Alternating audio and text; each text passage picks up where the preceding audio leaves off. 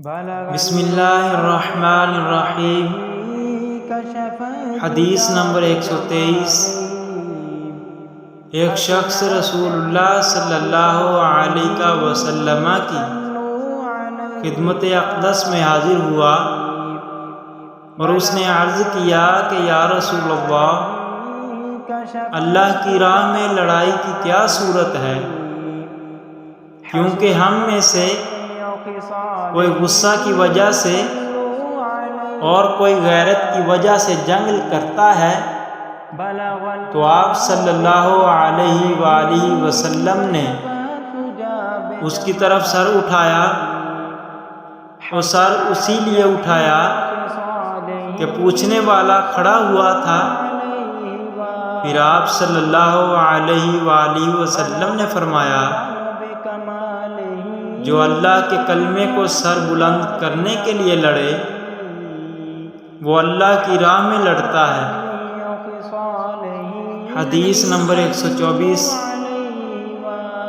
میں نے رسول اللہ صلی اللہ علیہ وسلم کو رمی جمار کے وقت دیکھا۔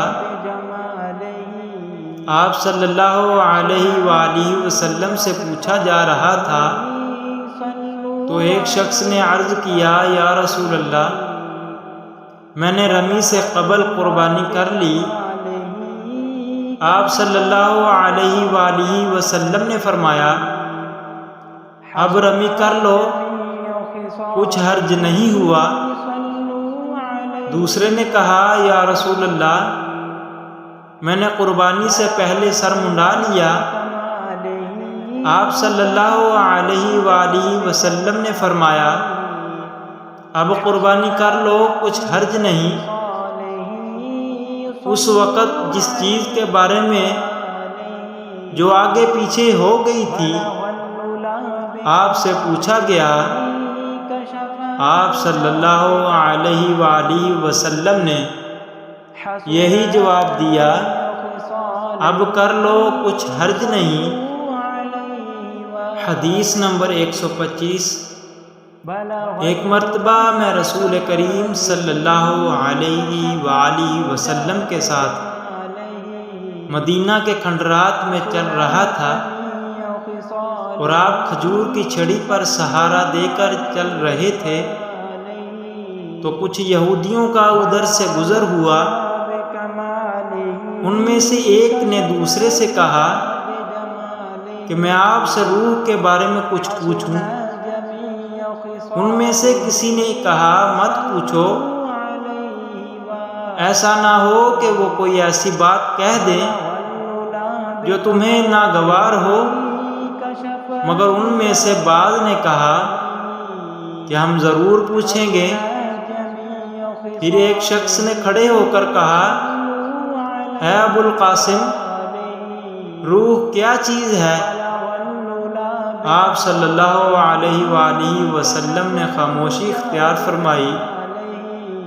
میں نے دل میں کہا کہ آپ پر وحی آ رہی ہے، اس لیے میں کھڑا ہو گیا۔ جب آپ صلی اللہ علیہ وآلہ وسلم سے وہ کیفیت دور ہو گئی تو آپ صلی اللہ علیہ وآلہ وسلم نے قرآن کی یہ آیت جو اس وقت نازل ہوئی تھی تلاوت فرمائی، اے نبی، تم سے یہ لوگ روح کے بارے میں پوچھ رہے ہیں، کہہ دو کہ روح میرے رب کے حکم سے ہے اور تمہیں علم کا بہت تھوڑا حصہ دیا گیا ہے، اس لیے تم روح کی حقیقت نہیں سمجھ سکتے۔ عامش کہتے ہیں کہ ہماری قرأت میں وما اوتوا ہے، وما اوتیتم نہیں۔